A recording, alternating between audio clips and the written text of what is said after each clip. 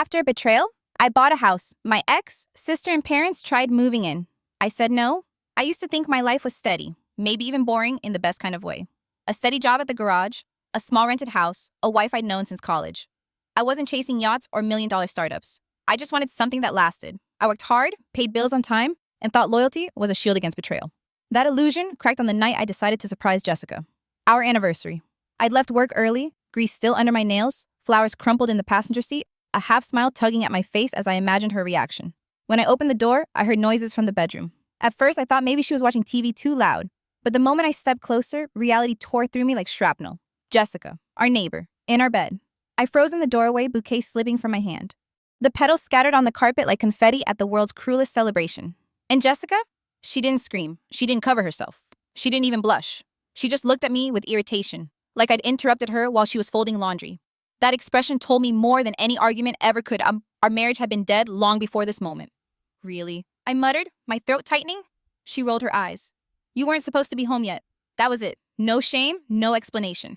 Just annoyance. I should have shouted, thrown something, demanded answers. But my body betrayed me, locking me in place as the sound of sheets rustling, his low chuckle, and the faint cologne I didn't own filled the room. I backed away, every step heavier than the last, until I was outside on the porch, flowers abandoned in the hallway. My hands shook as I reached for my phone. I wanted to call someone, anyone, but who? I ended up on Mike's couch that night, numb. My chest felt hollow, my limbs foreign. When I told him what I'd seen, his eyes filled with pity I couldn't stand. The divorce that followed was hell. Jessica hired a shark in a suit, a man who smirked like my existence was a punchline. My lawyer looked like he'd rather be at lunch. I fought for scraps while Jessica tried to take everything, including the car I'd bought before I'd even met her. But the deepest cut came from someone else, my sister, Amber. We'd always been close, or at least I thought so. She was a single mom, and I'd stepped in when things got hard. Paid her rent once when she was broke. Bought school supplies for her kids. Fixed her car for free more times than I could count. So imagine my shock when she chose Jessica's side. Not out of principle. Not because she believed in marriage vows. No, because Jessica was taking her out, buying her new clothes, babysitting the kids so Amber could date. Jessica even dangled some rich friend in front of her, promising a shot at a sugar daddy. You probably drove her to cheat anyway, Amber said when I called to ask why she was still hanging around my ex. Those words split me open worse than the sight of Jessica in that bed. You're kidding, right? I asked, voice cracking. Men never understand what women need, she said, dismissive, like she was explaining why I'd burned a casserole. I hung up, blocked her number, and sat in the dark, phone heavy in my hand. That was the moment I realized I was truly on my own. My parents weren't any better. I told them about Jessica, expecting outrage, maybe comfort. Instead, my mom sighed and said, well, relationships are complicated, honey. My dad's advice? Work it out if you can. Divorce is messy. As if I was the one who'd ruined it. The world I thought was solid had caved in overnight. My wife betrayed me. My sister sold me out for dinners and babysitting. My parents shrugged. What? I was 34 years old, sitting on a sagging couch in a friend's spare room, staring at the ceiling and wondering how fast a life could collapse. 6 months earlier, I had a home, a marriage, and family I thought had my back. Now, I had none of it. Ask yourself, what would you do if everyone you loved showed you, in a single season, that their loyalty was conditional? Would you still fight for them? Or would you let the bridges burn and walk away with only the clothes on your back? That night, I swore to myself, if I had to rebuild, it would be from scratch. And this time, I wouldn't let anyone close enough to pull it all down again. The divorce wasn't just paperwork, it was war. And I walked into it unarmed. Jessica had her shark in a tailored suit, the kind who sneers like every word you say is beneath him. He rattled off legal jargon like bullets, while my lawyer chief, distracted, kept glancing at his watch as if my life's wreckage was cutting into his lunch hour. Jessica wanted everything, not half everything. The car I'd bought before we even met, the savings account I'd built from overtime shifts, even the battered furniture in our rental. Her lawyer smirked as if stripping me bare was some intellectual game. Meanwhile, I was crashing on Mike's couch. His place was small, the kind of apartment where every creak of the floorboards reminded you someone else lived there too. I'd lie awake, staring at his ceiling fan, thinking about how my whole life had fit into 3 duffel bags. I tried leaning on my parents, but their words cut almost as deep as Jessica's betrayal. Relationships are complicated, my mom said, as though I'd walked out after a minor argument instead of catching Jessica with another man in my bed. Maybe you should try to work it out, my dad suggested. Divorce is messy. Work it out? With a woman who didn't even flinch when I caught her cheating? With a wife who had looked me dead in the eye and acted inconvenienced, not guilty. I remember sitting in their living room, clutching a mug of lukewarm coffee, staring at the family photos on their wall. Pictures of birthdays, Christmas mornings, graduations. I was in almost all of them. I wondered if those moments meant less to them than Jessica's crocodile tears in a lawyer's office. And then came Amber, my sister, my ally, the person I thought would stand by me no matter what. Instead, she cozied up to Jessica. And not because she believed Jessica's side of the story. No, it was because Jessica was buying her loyalty. Clothes, fancy dinners, babysitting the kids so Amber could go out. Jessica promised to set her up with a wealthy friend of her lover, dangling the possibility of a rich lifestyle like a carrot on a stick. When I confronted Amber, her voice on the phone was sharp, almost mocking.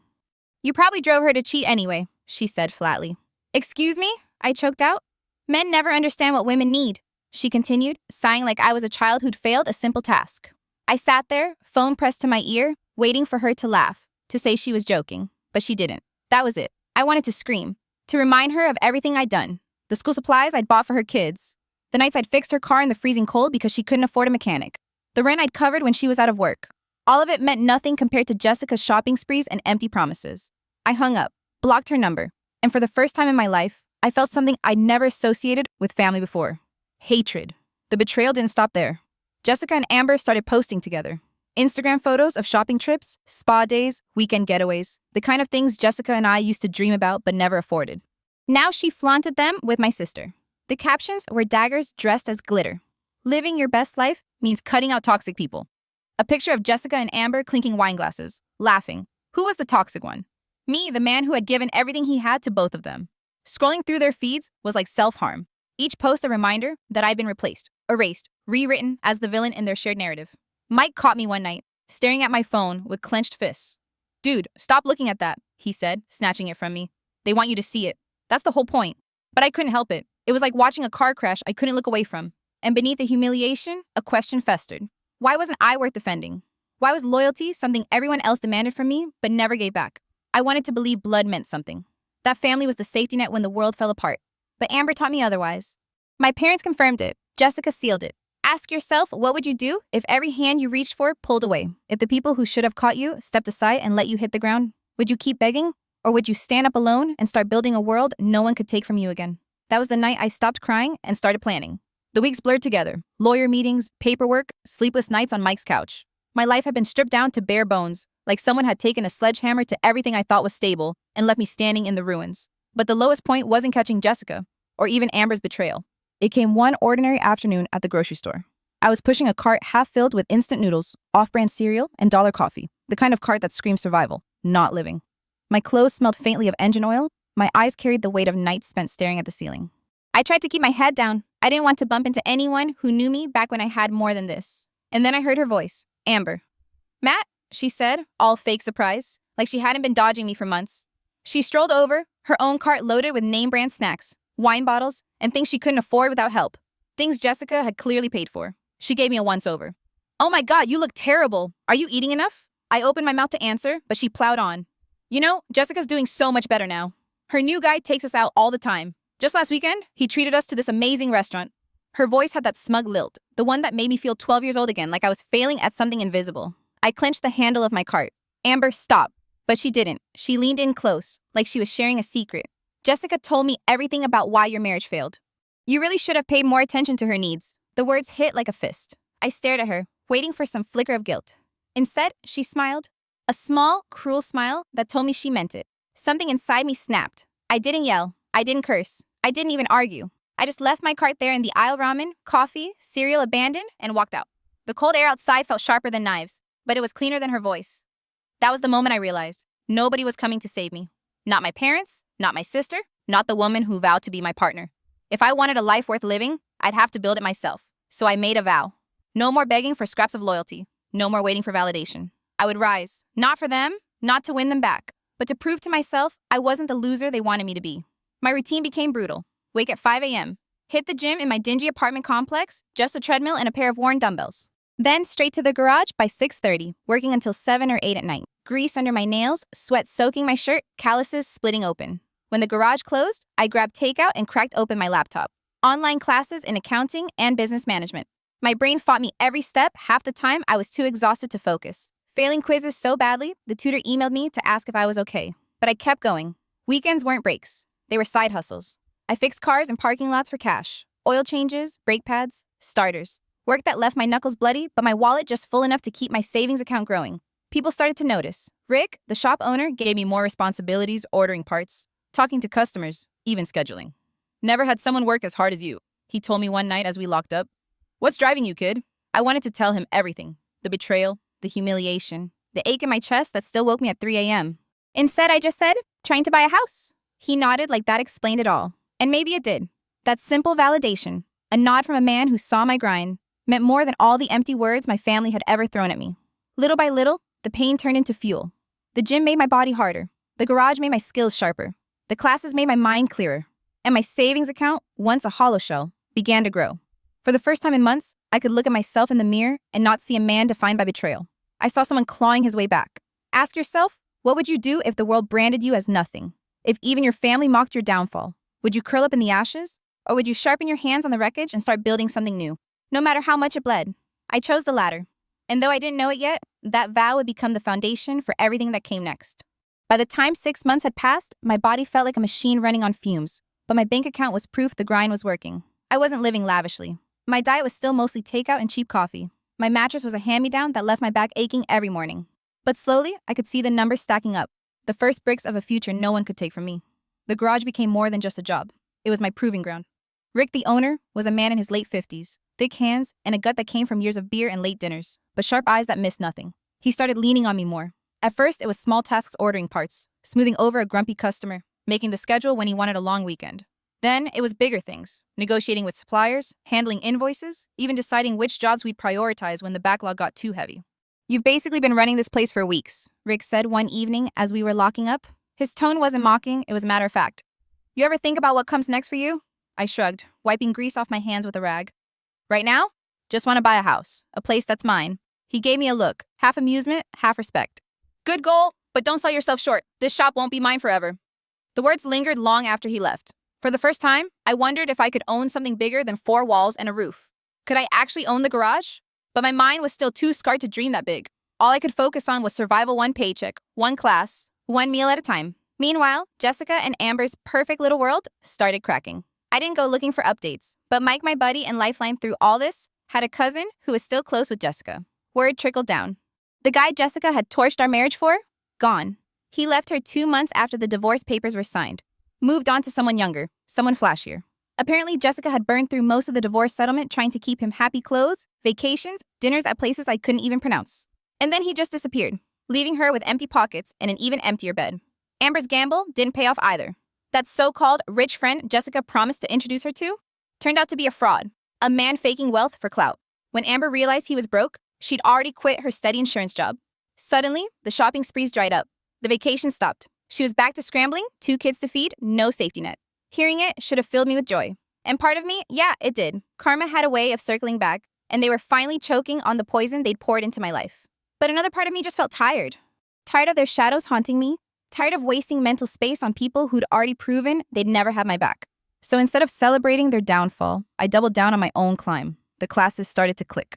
At first, accounting formulas looked like hieroglyphics. But little by little, the logic revealed itself. Supply, demand, cost, margin patterns emerged. Predictable, solvable. I realized Rick's old-school way of running the shop was bleeding money. Paper invoices, guest-based pricing, zero inventory tracking. One night, I stayed late and built a spreadsheet analyzing 6 months of jobs. Which repairs brought the most profit? Which customers came back?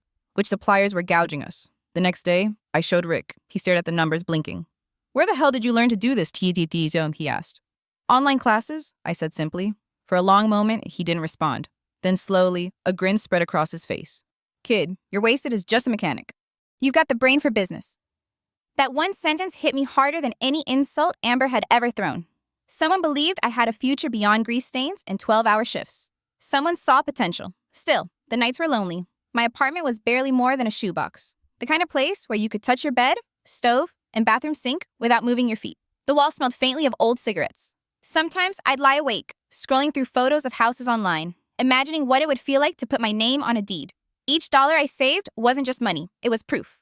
Proof that I wasn't the worthless loser Jessica and Amber painted me as. Proof that I could rise, even if no one clapped for me. Ask yourself, when the people who should cheer for you are the ones mocking you, what do you build your worth on? Their approval or your own sweat and scars? I chose sweat. I chose scars. And in choosing them, I built the first fragile bones of a new life. One brick, $1, one sleepless night at a time. I had no idea then that Rick's casual comments about retirement weren't just small talk. They were foreshadowing. About a year into the grind, the garage no longer felt like just a job. It felt like mine, even though the papers didn't say so. Customers began asking for me by name, not Rick. Suppliers called me directly. When problems came up, it was my phone buzzing, my voice calming tempers, my hands solving messes. Rick noticed. He always noticed. One evening, after closing up, I found him sitting on the stool by the tool chest, sipping from his dented thermos. The place smelled like oil and steel, and the way it always did. But there was something heavier in the air. "You know, kid," he said, staring at the concrete floor, "I've been thinking. My wife's arthritis is getting worse. Doctor keeps telling us to move somewhere warm. Arizona, maybe. I can't keep pretending winters here aren't eating her alive." I froze. "So, what happens to the shop?" Rick finally looked at me, and there was a gleam in his eye I hadn't seen before. "That's what I want to talk to you about. You've basically been running this place for months. Hell, business is up 30% since you took the reins. I'd rather hand it over to someone who cares than sell to some chain that'll fire everyone and gut the place. You ever think about owning it?" My mouth went dry. "Owning it? Me? I don't have that kind of money," I stammered. "I just sank most of my savings into a down payment for a house." He waved his hand. "Money's just numbers. We can work out a plan, a payment schedule, profit sharing, whatever makes sense. What matters is this. You've earned it. And I'd rather see you behind this counter than anyone else. For the first time in months, maybe years, I let myself imagine more than survival. Not just a roof over my head. Not just paychecks stacked in a savings account, but actual ownership, legacy, power. It terrified me almost as much as it thrilled me. That night, I lay in my shoebox apartment staring at the ceiling, heart pounding. Could I really do it? Could I be the owner, the boss, the man steering the ship instead of scrubbing its decks? I thought about Amber's smirk at the grocery store, Jessica's laughter as she leaned into another man's chest, my parents' indifference, their "you'll figure it out" shrug when I begged for help. I thought about the ramen dinners, the bruised knuckles, the hours of studying until my eyes blurred. And I realized I'd already been proving myself every single day. This wasn't about whether I could. It was about whether I'd let myself believe it. Meanwhile, word on the street about Jessica and Amber had only gotten worse. Jessica's ex-fling had not only dumped her, but left her with bills she couldn't pay. She'd sold half the jewelry she used to flaunt online. The vacation selfies disappeared, replaced with vague quotes about new beginnings and healing journeys. Translation: she was broke, alone, and trying to spin it. Amber wasn't doing better.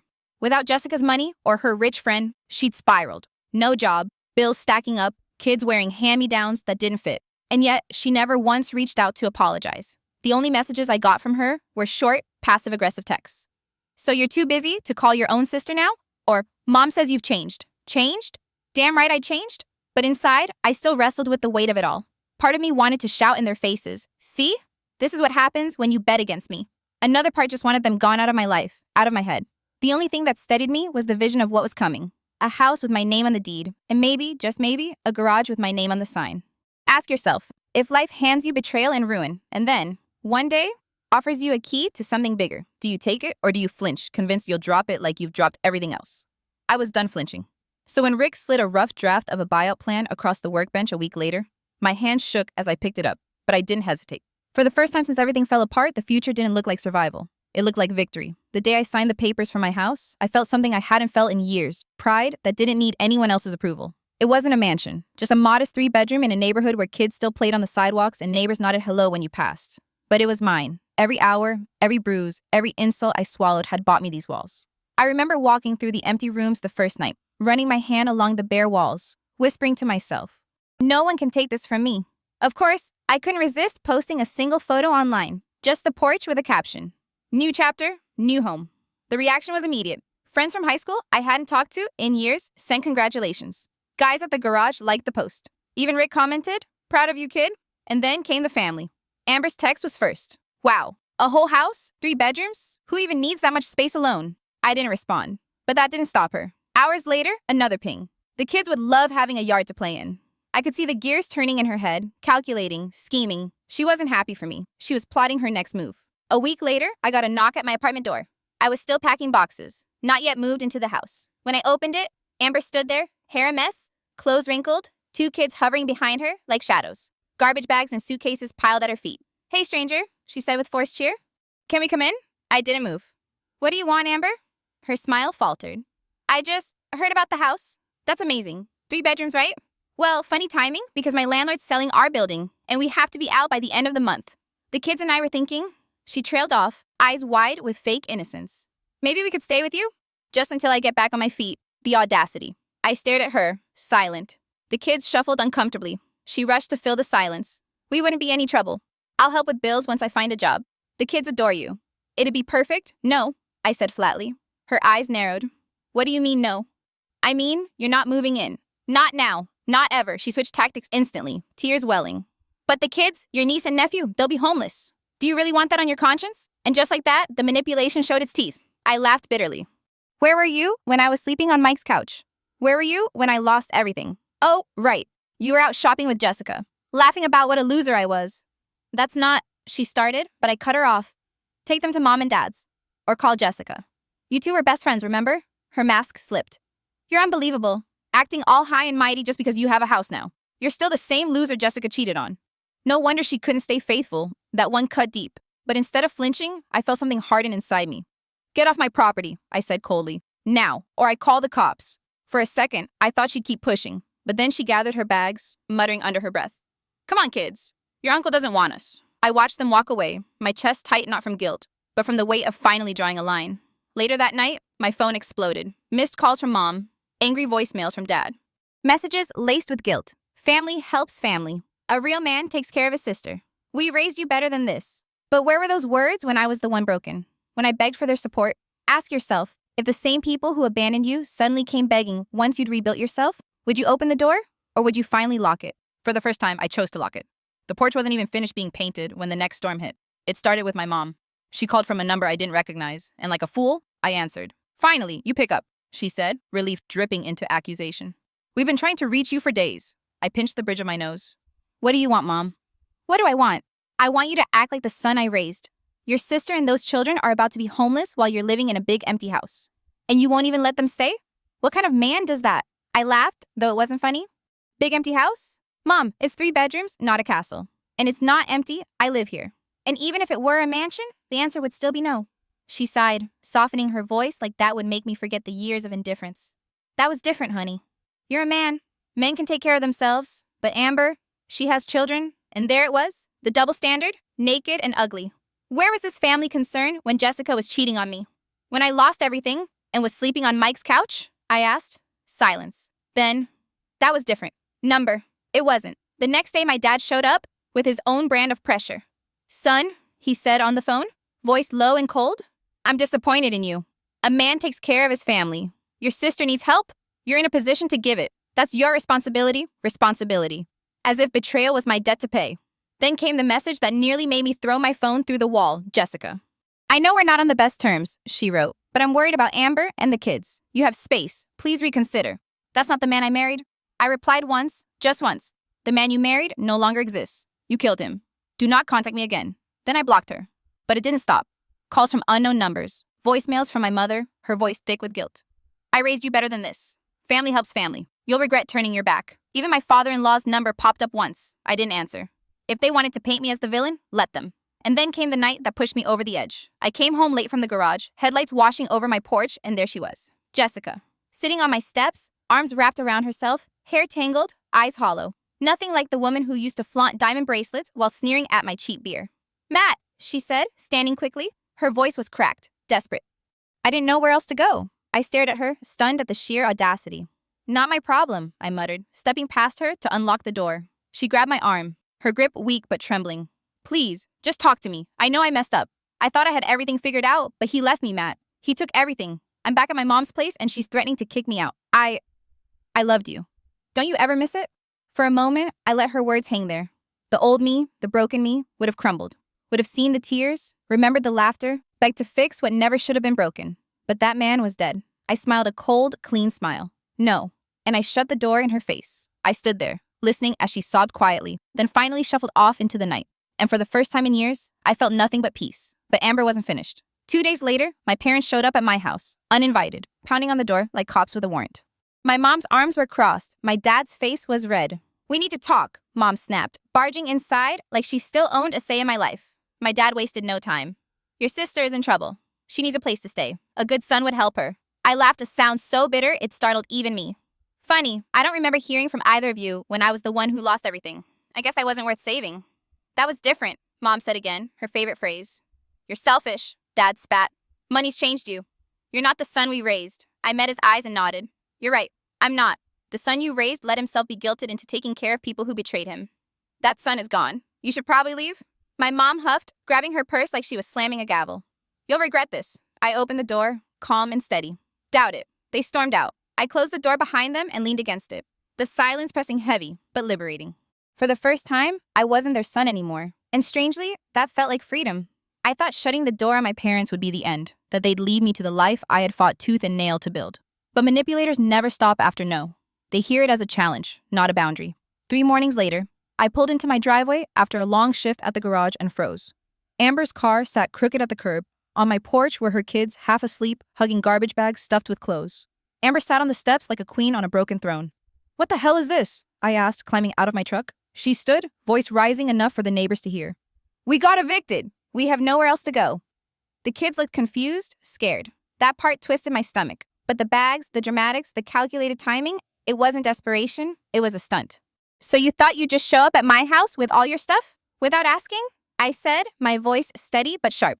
"You wouldn't let your own niece and nephew be homeless, would you?" She said, chin raised, as if daring me to be the villain. I took a deep breath, fighting the guilt. "Amber, this isn't going to work. Take the kids to mom and dad's. They won't take us," she snapped. "They said they're too old for kids." "Then call Jessica," I shot back. "You two are best friends, remember?" Her face twisted. "We're not really talking anymore." Shocking. I shook my head. "Not my problem. Pack up." Her voice turned venomous, her words louder, sharper. "You're a real piece of work, acting all high and mighty because you got a house now. Newsflash, you're still the same loser Jessica cheated on. No wonder she couldn't stay faithful. That cut like a blade." But instead of bleeding, I felt steel settle in my bones. "Get off my property," I said, each word like a hammer. "Now." Or I called the cops. For a second, she didn't move. But then something in my face must have told her I wasn't bluffing. She yanked up her bags, muttered to the kids, and stomped off. I stood there on the porch, my heart pounding, not with guilt, but with the realization that I'd finally stopped being their doormat. But I also knew Amber wasn't finished. The next morning, I drove to the county clerk's office and filed a no trespass order. Turns out, when someone shows up with bags and kids trying to force their way into your home, that's actual grounds for concern. The officer even advised me to install cameras. By sundown, I had motion alerts wired to my phone and cameras covering every inch of my property. If Amber tried another ambush, I'd have proof and the cops would have cause. But Amber wasn't my only ghost. 2 nights later, I came home near midnight, headlights sweeping across my porch, and froze. A figure sat slumped against the steps, arms wrapped tight around herself. Jessica. She looked nothing like the polished woman who once flaunted jewelry on Instagram. Her hair was tangled, makeup smudged, eyes hollow. She looked small. "Matt," she whispered, standing quickly. I didn't know where else to go. I stared at her, the audacity so thick it was suffocating. "Not my problem," I muttered, stepping past her to unlock my door. She grabbed my arm, her touch weak but trembling. "Please, just talk to me. I know I messed up." "He left me, Matt. Took everything. I'm back at my mom's place and she's threatening to kick me out. I loved you. Don't you ever miss it?" For a moment, I saw flashes of us laughing in better days. But the image was smothered by memories of betrayal, of her and Amber giggling over dinners I could never afford. I met her eyes, cold and clean. "No." And I shut the door in her face. I stood in the silence, listening as she cried quietly outside, before shuffling off into the night. I felt nothing. No pity. No anger. Just peace. Amber tried to force her way back in. Jessica tried to crawl back. Both were ghosts, scratching at the walls of a house they no longer belonged to. And for the first time, the house actually felt like mine. I thought the circus was over. Amber tried with her stunt on the porch. Jessica showed up in the night like a ghost begging for resurrection. Both had failed. Surely they'd retreat, lick their wounds, and find someone else to drain. I underestimated their desperation. 2 days later, a pounding on my door rattled the windows. When I opened it, my parents stood there, mom with arms folded, dad already scowling like he was ready to deliver a sentence. "We need to talk," Mom said, pushing past me like it was still her house. I let them in, if only to finish this once and for all. Dad wasted no time. "Your sister is in trouble. She needs a place to stay. A good son would help her." I laughed. I couldn't stop myself. Good son? Where was that standard when I was sleeping on Mike's couch eating ramen while my wife drained our bank account? Where were you when Amber laughed in my face at the grocery store? "That was different," Mom snapped, her favorite refrain. "You're selfish," Dad growled. "Money's changed you. You're not the son we raised." I stepped closer, calm but sharp. "You're right. I'm not. The son you raised was a doormat. He let guilt run his life. He kept giving to people who never gave back. That son is dead." Mom's voice cracked. "You'll regret this. Family is all you have." I looked at her, at the woman who once told me to compromise with a cheating wife, because marriage is about sacrifice. Then at my father, who only called when it was time to lecture, not when his son's world was burning. "No," I said. "Family is chosen. And mine isn't in this room." The words landed like a slap. Mom's jaw tightened. Dad's fists clenched, but neither spoke. Finally, I opened the door and pointed outside. "Leave. Don't come back." For a moment, I thought Dad might swing at me, but instead, he muttered something under his breath, grabbed Mom's arm, and stormed out. The door clicked shut behind them, and with it, a lifetime of shackles fell away. I leaned against the door, breathing slow and deep. For the first time in years, the silence wasn't suffocating. It was liberating. That night, I sat on my porch with a beer, watching the streetlights hum. My phone buzzed with one last voicemail from my mother. I didn't listen. I deleted it without pressing play. The freedom was intoxicating. I wasn't their son anymore. I wasn't Jessica's husband, or Amber's wallet, or my parents' scapegoat. I was me, a man with his own house, his own business, his own life. And as I sat there, the cool night wrapping around me, I realized something simple, almost laughably simple. I had never been freer. That's the funny thing about betrayal. It can break you, yes. But if you survive it, if you burn it out of your system, it can also set you free. And in that moment, I finally understood. The best revenge isn't watching your enemies crash. It's building a life so solid, their opinions don't matter anymore. Months passed. The garage thrived under my management, and Rick's retirement was set in stone. By the end of the year, the deed would bear my name, my house, my business, my rules. Amber never came back. Jessica disappeared into whatever shadows people like her always find. My parents made one last half-hearted attempt to guilt me through letters, but I tossed them straight into the shredder. Paper ghosts, nothing more. Funny thing is, the silence I once dreaded became my greatest comfort. No knocks at midnight, no guilt-laced voicemails, just the steady rhythm of my own life. Waking early, running the shop, improving the house one room at a time. For once, I wasn't living in reaction to betrayal. I was simply living. But some nights, lying in my bed, I'd replay it all. The moment I caught Jessica in our bed, Amber's smirk at the grocery store, my parents telling me to compromise with a woman who had already chosen someone else, and then me standing tall in my own doorway saying no and meaning it. That word changed everything. No to manipulation, no to guilt, no to the endless cycle of giving without receiving. Because here's the truth I learned, one I wish someone had told me years ago. Blood doesn't make, family loyalty does. So now, when people ask why I don't speak to my parents or sister anymore, I just smile and say, because peace is louder than drama. And it is. The quiet of my house, the hum of tools at the shop, the laughter with real friends like Mike. That's the music of freedom. I know some of you are wondering, what about the kids? I'll say this, I've left the door open for them when they're older. They'll know where to find me if they want the truth. But as for Amber, that door will never open again. Ask yourself this, if the people you loved most betrayed you, mocked you, and only came crawling back when their lives collapsed, would you let them in? Or would you finally say no and choose yourself? For me, the choice was clear, and I've never been freer. Thanks for watching and supporting the channel. Your likes, comments, and shares help these stories reach the people who need them most. Appreciate you.